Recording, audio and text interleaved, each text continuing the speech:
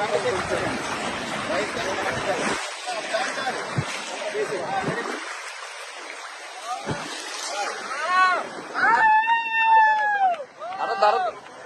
లాగండి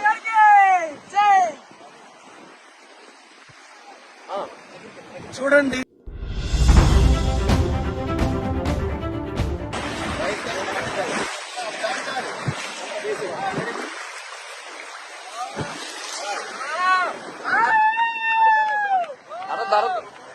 లాగండి లాగండి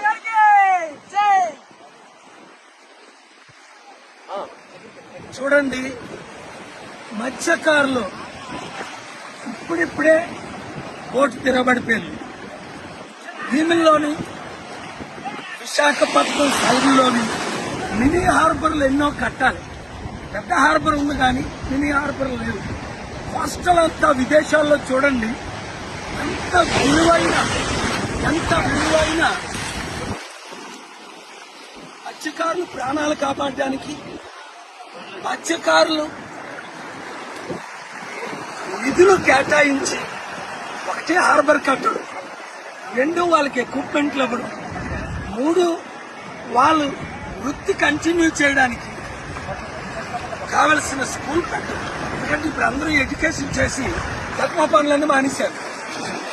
కనుక విశాఖపట్నం ఎంపీగా నన్ను గెలిపించుకుంటే విశాఖపట్నం కోస్ట్ టు కోస్ట్ అభివృద్ధి అంటే చేసి చూపిస్తా.